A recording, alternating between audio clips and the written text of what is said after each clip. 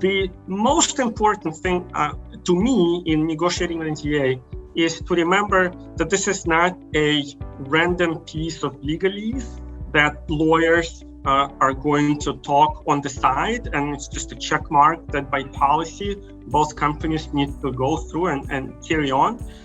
This is a fundamental piece of the M&A process that fulfills two critical things.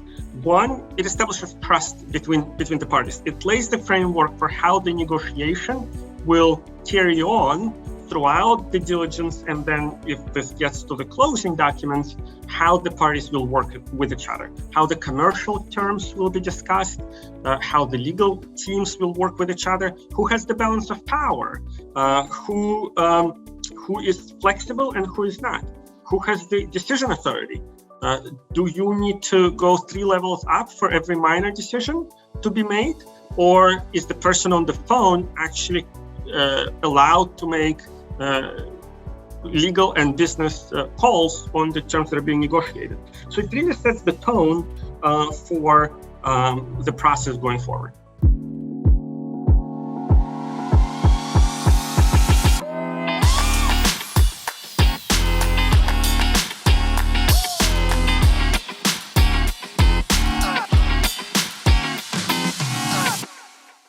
Welcome to M&A Science Live, where leading M&A practitioners share lessons learned from their experience. If you're interested in keeping up with the latest from M&A Science, visit mascience.com and subscribe to our free newsletter.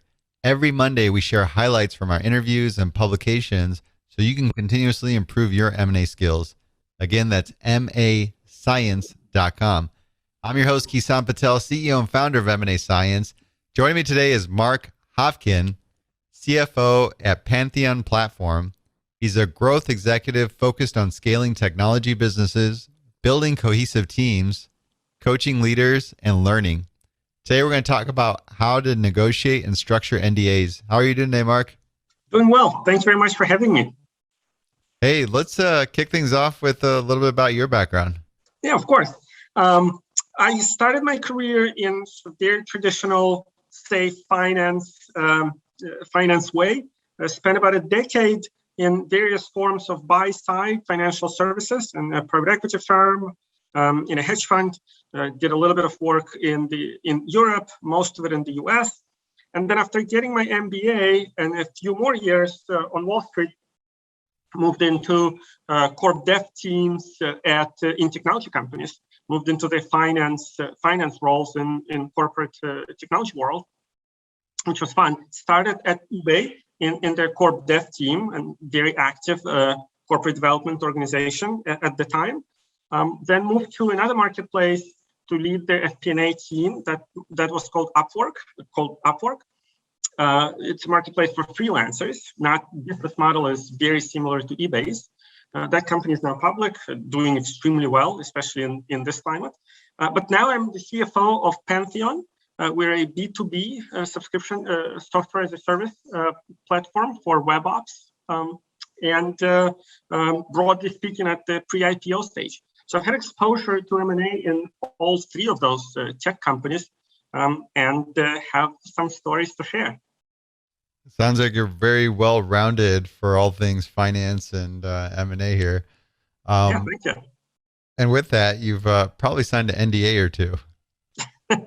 Probably quite a few, yes. And that's our topic. Let's jump right into it. How do you negotiate an NDA? Yeah. Fair question. So first, before we go in, just a reminder: I'm not a lawyer. Not a day spent in a law school. So everything I learned on the legal side was getting advice from corporate attorneys in these companies or outside legal counsel. And I'm not here to give any sort of legal advice. This is purely a practitioner's take. The most important thing to me in negotiating an NDA is to remember that this is not a random piece of legalese that lawyers are going to talk on the side, and it's just a check mark that by policy both companies need to go through and carry on. This is a fundamental piece of the M&A process that fulfills two critical things. One, it establishes trust between the parties. It's a ground. It establishes trust between the parties. It lays the framework for how the negotiation will carry on throughout the diligence, and then if this gets to the closing documents, how the parties will work with each other, how the commercial terms will be discussed, how the legal teams will work with each other, who has the balance of power, who is flexible and who is not, who has the decision authority. Do you need to go 3 levels up for every minor decision to be made? Or is the person on the phone actually allowed to make legal and business calls on the terms that are being negotiated? So it really sets the tone for the process going forward. So all those things are covered in the NDA. Like all those things are laid out? Well, what's laid out is the initial approach in the form that one of the parties uses. The first decision both parties have to make is when to engage in this NDA process. And that's definitely more of an art than science. My personal approach to this is you want to go into the legal aspect of the transaction, of this relationship building phase, as late as possible, but no later. The art is to take the conversation in very general forms to a place where both parties are comfortable and convinced that there is a there, and that it's worth it in getting into very strict legal and operational, we'll talk about it later, I'm sure, legal and operational constraints and take on this like multi-year liabilities. And it's both parties need to take it seriously seriously enough to get into this process. So to me, my rule of thumb is this. It's a sales process. Both parties sell. One sells that this is the best lending pad for the target, and the target obviously sells itself. And it needs to be taken far away. Now, to me, everything that can be generally can be discovered through a number of GLG expert interviews should be discussed before the NDA. That's kind of my rule of thumb. Anything that's in the sales pitch deck, as in to the customer, sales to the customer pitch deck should be discussed. Anything that both companies can find out from talking to their respective clients, prospects, former executives, analysts out in the wild, obviously the website, all of this can be talked about before needing to get lawyers involved and get more specific on some of the terms. And some of them are easy to negotiate, some of them are hard to negotiate, but there's a lot to be said about the relationship building phase, where everything that's in public domain is discussed fairly openly and the relationship and the trust is being built. So that's how I think about when to actually get the lawyers involved. So let's hash out the timing and when to use an NDA, because you're putting some perspectives there that there are some things that you don't necessarily need an NDA to have conversations around. Is there a certain timing in the deal process that makes the most sense to execute an NDA? Yeah, the red line to me is once you start getting into specifics of how the product works that is being acquired, when you start getting into explaining or attempting to explain what is it exactly being done on the back end, or you're starting to get into details of your financial statements, you're starting to get into the details of actual backgrounds of engineers or of key personnel. Once you start getting into this territory, you want to put on paper the actual terms and liabilities and operational procedures that both parties will carry on to protect the information that they receive. But before that, it's all about building interest mutually in this partnership that will last for many, many years. So a bank deal, bankers are going to fit this in their process, and they'll probably come after a teaser sheet, right? Here's a teaser sheet. Before we disclose more information, we want you to execute an NDA. And if you're doing does that sound right? So it's the teaser, and then in my experience, there's one more conversation after the teaser where the acquirer gets to ask fairly basic questions, like clarification questions on the information in the teaser. So when this is out of the way, and if both parties, and again, both parties are interviewing each other, if both parties are interested after that teaser clarification stage, this is where you may want to start bringing in the big legal guns and the fees that come with it. Got it. And that is probably going to be required for them to give you a formal SIM of the business. Correct.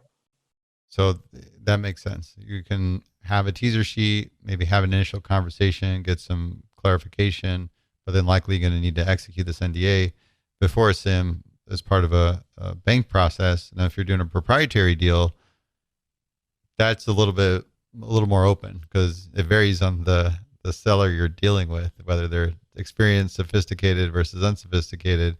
And then how does that work? Is there a point where you just try to get as much information as you can on the buy side till the seller says, prompts you for an NDA? Or is that something where, hey, since we are going this route, let's get an NDA out there? Well, that's the art. If the disclosing party feels that you're on a fishing expedition, the relationship is just not going to work from the get-go. Everything in the future will be tainted by how you have approached the party in the first place. So it's really, you need to really get a sense of how the other party feels answering the questions you're posing. And it's good practice to suggest that, well, this is a point at which you may want to actually send us something, or let us send you the NDA so we can ask you more questions. We're really interested in this. So it's, again, think about it as what you would do to build the modicum of trust between the parties. And if the buyer proposes it, you score points. You may come across, especially if it's a competitive bid, you will make the seller feel more comfortable working with you than working with somebody else. If in this process you're kind of acting like, obviously you're incentivized to close the deal and not lose the bid to a competitor, but everything you can do to instill a sense of you're already almost on the same team and we want to protect you, we want to protect ourselves. We are potentially more experienced than you are as an acquirer that has done many of those. All of those things build relationship and have a way to impact what eventually is done in a positive way. So I heard negotiating the NDA sets the tone for negotiations of the deal. Absolutely. The time frame it takes to negotiate the NDA, how much details we get into, and start negotiating back and forth. The process, how long does it take you to get a response? Is like every minor point taking to GC of one of the companies, and you need 5 approvals to agree to anything. How not thorough is not a good word, but how pedantic either of the parties is to every letter of the agreement. Is there a feeling that it's a part of the process and some of the questions are predetermined? Both companies have their stuff together, so to say. They know how to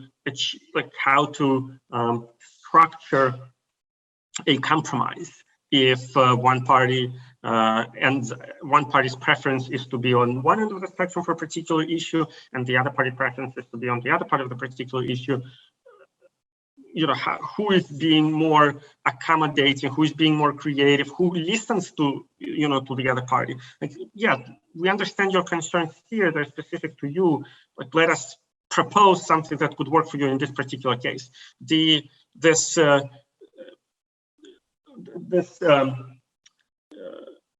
tendency to find mutually agreeable compromises is definitely part of the exercise for building the trust, and it will carry forward to the actual closing deal negotiations. So you'll get a sense of, hey, these people are easy to work with, or these people are really hard to work with, and maybe we don't even want to go down this path. Exactly. Easy, hard, and how much time it takes. Those are two very critical dimensions. If your company can get through this process in days, but your competitor takes weeks to negotiate this document, you've already set the stage for how the final process will go through. When you're doing a proprietary deal, who's coming up and proposing that initial NDA? Typically the buyer. The buyer. Okay. But if it's a bank process, it's often the seller. It's typically the buyer, especially if the buyer is a much bigger company than the target. It's not always the case because, in some cases you have a division being spun off. Then the parent target is the bigger company with their own processes, obligations, and all of that. But in most of the cases where I have seen, I've been on the buying side and we've proposed our own. Makes sense. Let's go back into how do you negotiate an NDA? What are the top 3 or 5 things that need to be negotiated? Yes, the most controversial and aspect of the document, in my experience, is so-called residual memory clause. So that's its own separate bucket. The stuff hits the fan. This is typically the last item to be resolved. But before we get there, we can knock off a few more sort of mundane things of the checklist. Mutual or one-way is frequently discussed up front. Some people prefer one-way NDAs. In my experience and my very firm belief that all of those NDAs should go 2 ways. The acquirer in the process of diligence will disclose a lot of proprietary information, and the acquirer needs to be protected as well. So I think it's erroneous to think that the only disclosing party is the target. And the reason is that as you go forward with the diligence and planning of what you will do with the target, the acquirer will share a lot of information about its strategy, about its capabilities, about its gaps, what it's going to do, what it's planning to do with the target's technology, how it's going to monetize the target's technology. And that is, the deeper you go in the due diligence process, more of that stuff is disclosed. And if the target is going through a process with a number of players in the same ecosystem, you want to make sure that this information does not get leaked to the other bidder. So that's one. And by the way, it doesn't have to be simultaneous. The target could be in the process with you this year, and then in the process with somebody else 2 years from now, or a year and a half from now. And you don't want your strategy and your strategic thinking, let alone any of your sort of numbers, leaked to another party a year from now.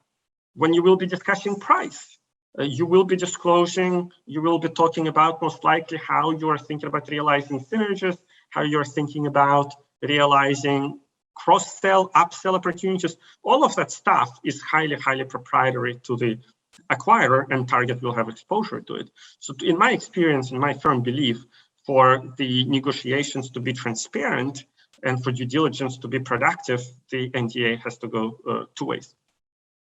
The other item we can kick off is the duration. That's sort of an easy, obvious, super easy to find compromise because it's an ultimate spectrum. To me, 3 years, what I've seen, at least in my corner of industry, 3 years is kind of standard. 5 years is sometimes on the page. I think it's kind of exceptional, and I don't think it's reasonable or pragmatic for that matter. Things change so quickly in technology that keeping something safe for 5 years doesn't make any sense. What should never be done is indefinite. That's just bad form, and nobody should be assuming indefinite liability and indefinite operational obligation for any of the data they receive. And another one that I've seen kind of quirky and gets almost to the legal fine print is what actually is confidential information. Is it what's verbally disclosed? Is it what's in writing? Is it what's in writing but explicitly marked confidential? The really interesting one here is it just the primary information or the derivative work product as well? So for example, a target sends over a set of financial numbers, marks it confidential, everybody agrees that's confidential. But then an analyst at the acquirer does some analysis, puts together some ratios, some trend lines, and presents this to the executive team in a summarized form. Is that now confidential? What are you going to do with that particular analysis when the deal falls apart, or if the deal falls apart? Will you have to destroy it? Will you have to return it? How will you have to safekeep it? Like all of those things actually start to matter. Kind of edge cases, but a lot of those things in NDAs have low likelihood of being tested in court, but a very high or effectively unlimited, in majority of the cases, exposure if a damage is proven in the court of law. So you just need to be careful on how to treat all of those things. And then another one that's negotiated probably right before the residual memory clause is non-solicits, non-hires, and all those things that you can and cannot do with people you encounter in the process. Right. You just don't want them going back to recruit and hire people. What about jurisdiction in terms of enforcing the NDA? That's, now you're getting more into legal territory, and legal counsel should help you with that. Most what I've seen is the buyer wants it in the territory where they're based, because presumably that would be the most friendliest juries if it ever comes to litigation. But I've also seen firms be very flexible. Okay. And then if there's a breach in the NDA in terms of pass for repercussion, or what is that outlined in the NDA? It is. And all I can tell you is the punishments are very steep, if not unlimited, in most cases. Because once you breach, you deal with data breaches, and if it's one thing if the data of one of the companies is breached, but you could also breach into the data of the customers of one of those companies. So then you get into really severe repercussions. Most of the NDAs I've seen have unlimited penalties. Is it like a lease agreement where there's like waiving your right to jury and stuff like that? That I'm not an expert on. Okay, that's a legal question we can always ask. Yes, it's not you. That is mostly a legal question. Yes. When you agree to arbitrators, and so going back to residual memory, this is an interesting one because you go through, you're doing diligence on the deal, and you come across trade secrets, all kinds of proprietary PII, all kinds of information, and you can memorize it. You can visually, it's in your brain, it's there. Maybe not on a hard format. How do you cover that in an NDA? Yeah, so intellectually, this is the most interesting part of the agreement. In general, residual memory is the clause where this gets discussed is the residual memory. The general concept is that once you have seen something as a human being, it's very hard for you to unsee it. Typically, this refers to general frameworks and general skill sets. In normal life, think about it as learning to ride a bicycle. If the company manufactures bicycles and you've never ridden a bicycle, but you want to try it out, you can learn the skill set, You learn to ride the bicycle. It's an amazing bicycle. You cannot unlearn the skill of riding a bicycle. Yeah. The same could be said about intellectual endeavors. If you're trying to solve a problem, your company as an acquirer, your company has been trying to solve this one particular issue, and then you learn of a completely new approach. It just blows your mind. It's not what you have been doing. It's not what your advisors have been telling you. It's just complete out of the box thinking that this other company that the target came up with. And all of a sudden, it's so simple because everything that's genius is simple in a way. You saw it, you have the aha moment, you can't possibly unlearn it.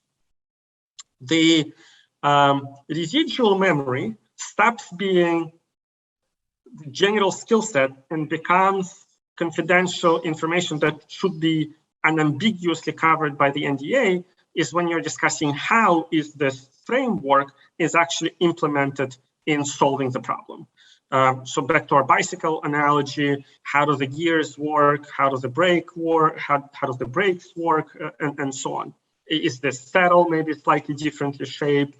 And what is the geometry? So once you start talking about the actual implementation of this framework to solve the problem, that's it. That's no longer residual memory. That's a very specific information that you have extracted as a company.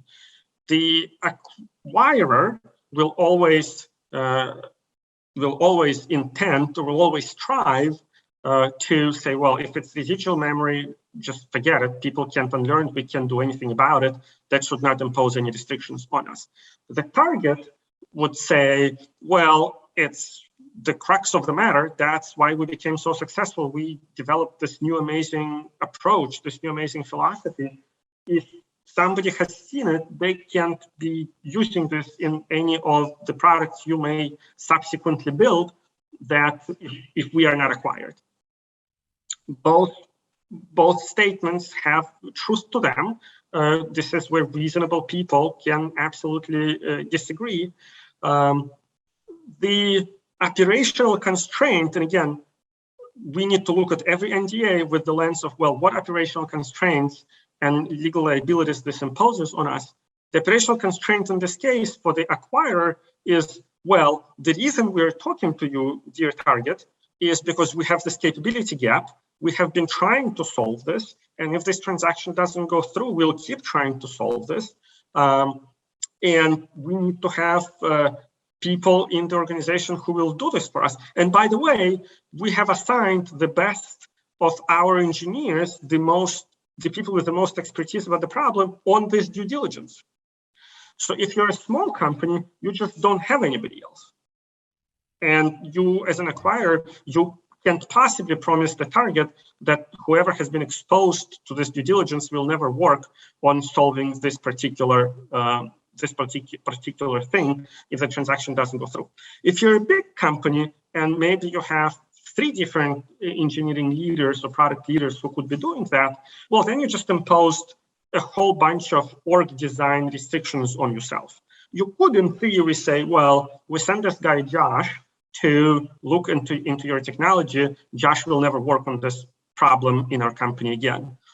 And you can think to yourself, well, it's okay. Josh is not going to work. We're going to reassign Josh to this other problem, but instead Jessica will be working on this problem, and Jessica is not going to be involved in the due diligence. Well, what happens if Jessica leaves the shop in 6 months? And what happens if the problem you thought you would assign Josh to is off the strategic roadmap, and Josh has to go back to solving this particular problem?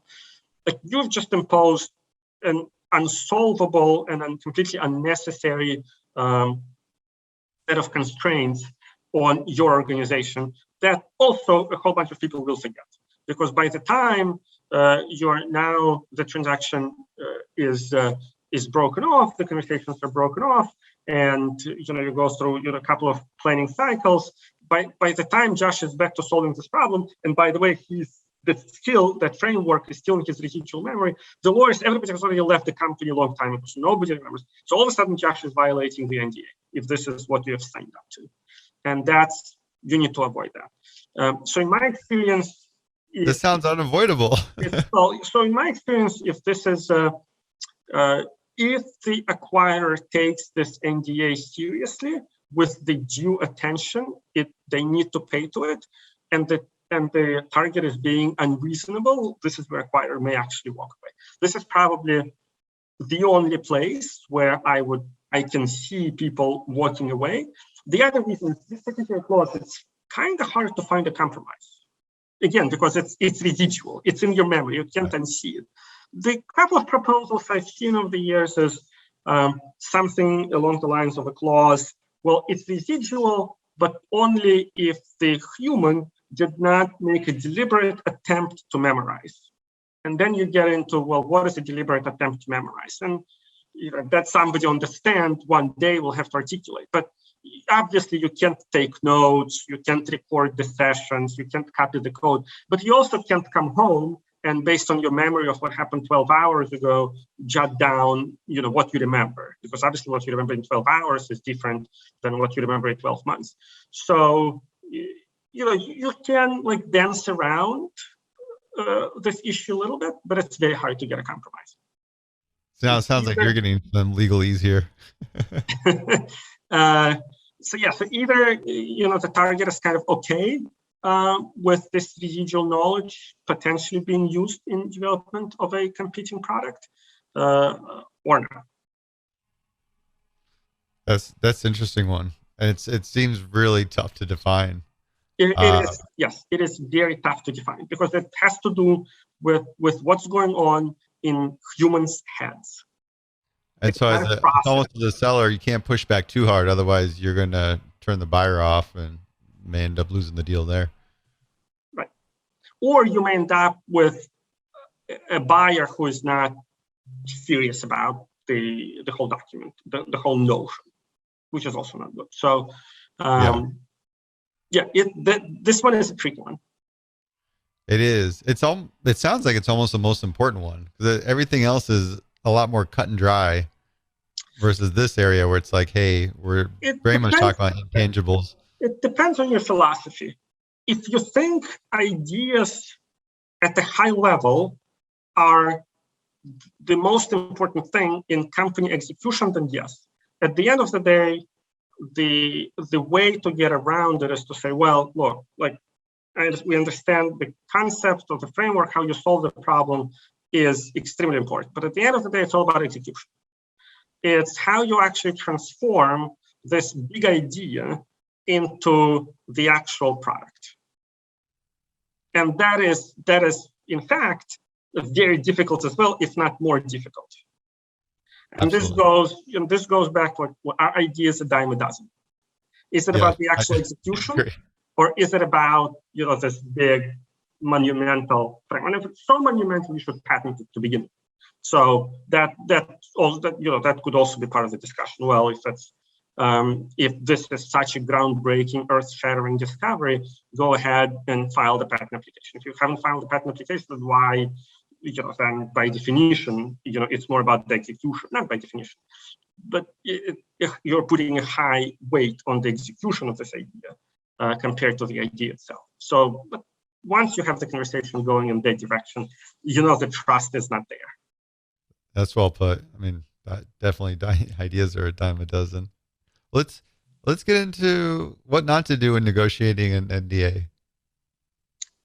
Well, it's to do it prematurely, to start to put the legal language, to prioritize getting the document through over the fundamental human trust issue. What you don't want to do is you don't want to win the battle and lose the war.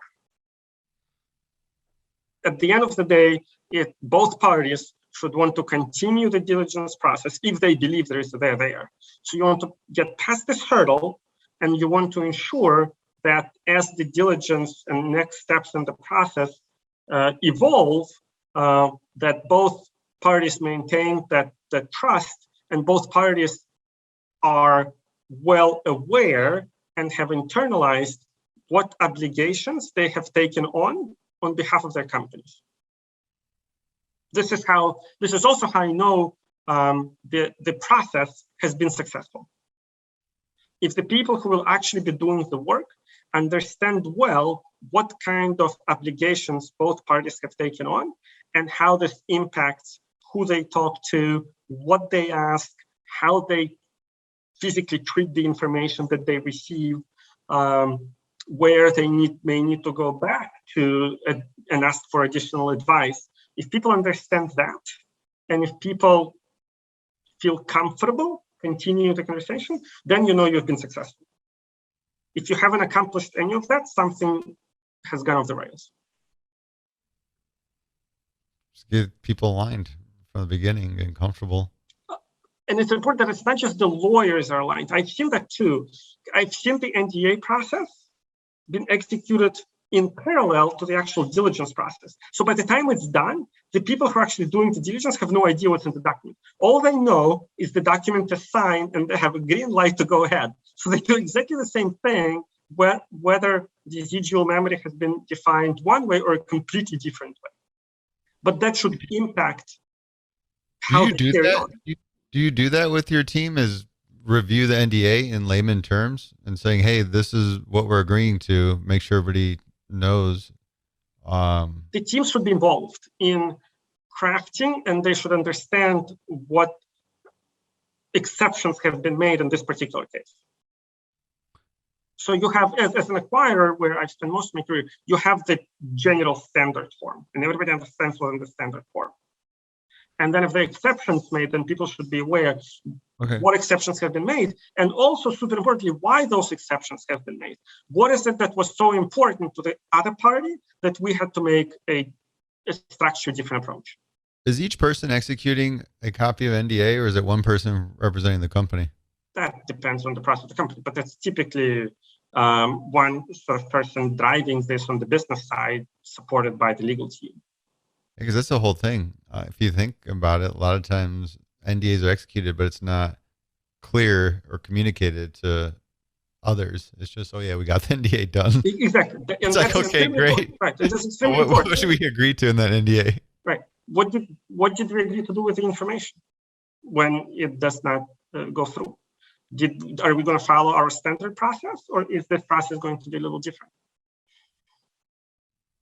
So that's what you do. You brief the team and clarify that. How long does that take you to explain what we agreed to or are supposed to follow?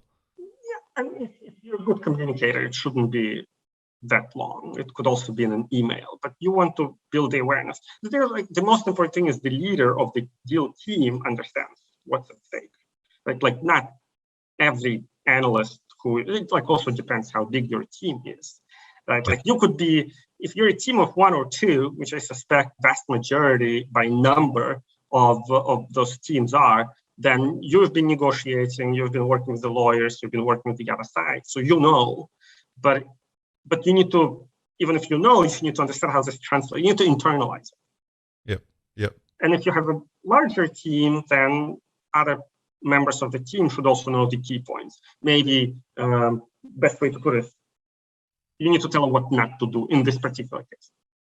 Yeah, that's what I'm wondering, because if you have a larger team and like this residual memory falls back on a lot of this proprietary stuff that may be more engineer to engineer conversations. Right. So at that point, you need to brief the engineers. You need to think about who you select in your due diligence team. If you have the luxury of a choice and you can, pick among 3 different people to go and evaluate this from the technical side, that the NDA should inform the logic of who actually gets to go. Yeah, this makes a lot of sense. This reminds me in our software tool that you have those pop-ups when you log into the data room environment that here's the NDA. Could be a little thing as a reminder. But then again, it's still like a legal form. That should be a factor in the decision. Yes, this should be a factor in the decision. And at the very least, it should be in the briefing on the deal or on the due diligence. Yep. So as you bring people in, you brief them. That should essentially be the kickoff checklist. It basically incorporating the kickoff checklist so that if you're using a template format and they're doing subsequent kickoffs as they're adding new teams or deploying new milestones, then you incorporate or rehash those confidentiality terms. Right. Key terms from the NDA, or maybe key exceptions in this NDA compared to our policy, depending on maturity of the organization and size of the team. Anything else not to do an NDA? We talked about not being a pain in the ass negotiator. Setting up just the general framework. The other one that gets negotiated from time to time is the non-solicit and non-hire clauses. Again, not a lawyer, and this is where lawyers would be super helpful. My understanding as a lay person is courts, especially in some jurisdictions, have begun to look significantly more favorably on the clauses from the point of view of the employee who is changing jobs. So the courts have made the non-solicits and non-hires much harder to enforce. That's my understanding from very non-legal layperson's point of view. Those clauses, smaller companies frequently ask larger companies for that. Two things to remember. One, the operational complexity that could come out of this is just incredible. And the funny thing about those is the target may ask, well, you're a big company acquirer, make sure that nobody from our small company gets solicited. Well, we're a big company. The process, you want to keep it confidential. We want to keep it confidential. But if you really want me to do this, I need to broadcast this to my entire recruiting organization. That will immediately lead to the outside world. And that's against the spirit. So we need to keep it under wraps. We can't go out and impose across our entire organization a multi-year commitment not to solicit anybody from your firm. Also, what if they reach out to us? How are we going to handle that? The other nuance to remember is this should also be mutual. The acquirer, if the target is not sold and target remains independent, they will have all the incentive in the world to attract the person who's doing due diligence on behalf of the bigger company, right? So there's both parties take risks. The risks should be shared mutually. However, the operational constraints on the bigger organization are significantly more potentially cumbersome. Yeah, it helps to see it from that point of view, that from the large company side. When you go through the deal process, a lot of times it's just not your firm doing everything in-house. You're going to recruit external teams, maybe consulting firms, Q of E's, operational diligence, integration management, and so on. How does that covered in the NDA? Yeah, that's typically covered. Most of the time, the parties are defined as company A and their representatives. And the representatives are covered by the same obligations. So as a larger company or as a company that invites vendors to help with that, you need to make sure that your NDA is structured similarly in terms of the obligations of data maintenance, return of confidential information, destruction of confidential information is the same when you are disclosing and when you're receiving, and your contractors are obligated to follow the same rules as you are likely to promise to follow yourself. So that's your operational point of view. But from the point of view of the particular NDA, it's fair and it's typically done that everybody who you're bringing in would be covered by exactly the same terms as you are. Now, remember, if they breach, if your third party leaks this information, you're on the hook. So you will be responsible to your counterparty, and then you need to go after your third party to make sure that they indemnify you and make sure that it's they who are paying the penalty, not you. But at the end of the day, you're responsible. Yeah, that's so key thing is to try to use the same language with your vendors as you bring them in, and know that you're on the hook with they screw something up. Right, and your legal should do that. Like your legal should know that if you are if you are promising 3 years confidentiality duration, but your contractor only promised you 1 year of confidentiality duration, something's got to give. So maybe you do an amendment, but that's for the legal department to make sure those things are consistent. Yeah. Point being that NDA should be modified for that specific deal based on what was agreed to in the prior or originating NDA for the transaction. That, hey, if they're used to using some template, don't use that template. You got to actually use one that aligns with that. I think that's a key thing, because sometimes you're a small org, you template everything and you're just using standardized templates. To be honest, I haven't encountered that a lot, either bringing on third parties in mass, or having to do this dance and getting things synchronized. Maybe that happens. Maybe I just haven't worked in those situations. You haven't done many deals in the lower middle market there, Mark, have you? Right. Well, especially I think like this private company, when you're dealing with just lower middle market, right. Yeah, it's some of the sophistication winds down a little bit. Right. What about let's see what questions I got here. If the disclosure restrictions are too high, do you walk away from the deal? Clarify disclosure restrictions? That whatever you're required to disclose, or your restrictions on. So I guess it's the other way around. If they have restrictions on information they can disclose, if it's like too high, like, okay, let's back this up a little bit. Let's say you're in a scenario, you're negotiating NDAs and you have a direct competitor, right? And you're very sensitive about the customer information. And that's something that you're limiting or restricting the disclosure around the customer information. Right. Is that something that could deter the buyer completely from their interest in the deal?